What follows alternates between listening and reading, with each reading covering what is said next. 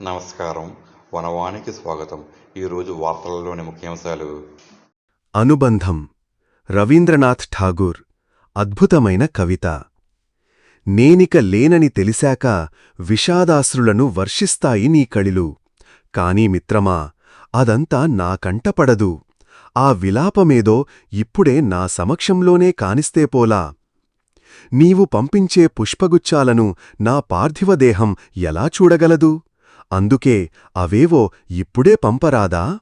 నా గురించి 4 మంచి మాటలు పలుకుతావప్పుడు, కాని అవి నా చెవిన పడవు. అందుకే ఆ మెచ్చేదేదో ఇప్పుడే మెచ్చుకో. నేనంటూ మిగలని నాడు నా తప్పులు క్షమిస్తావు నువ్వు. కాని నాకా సంగతి తెలీదు. అదేదో ఇప్పుడే క్షమించేయలేవా? నన్ను కోల్పోయిన లోటు నీకు కష్టంగా తోస్తోంది, కాని అది నాకెలా తెలుస్తోంది?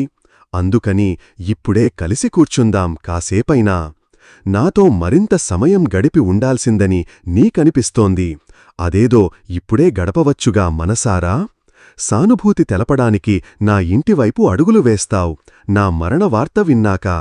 సంవత్సరాలుగా మనం ఏం మాట్లాడుకున్నామని. ఇప్పుడే నా వైపు చూడు, నాతో మాట్లాడు, బదులు పలుకుతాను. కాసేపైనా గడుపుతాను, హాయిగా నీతో మెలుగుతాను. ఇదే విశ్వకవి రవీంద్రనాథ్ ఠాగూర్ రాసిన అద్భుతమైన కవిత. అందుకే బ్రతికుండగానే ఆప్యాయంగా పలకరించుకుందాం, కష్టసుఖాలు పంచుకుందాం, ఒకరికొకరమై మెలుగుదాం, ఉన్నన్నాళ్ళు కలిసిమెలసి బతుకుదాం. ధన్యవాదాలు. ధన్యవాదాలు.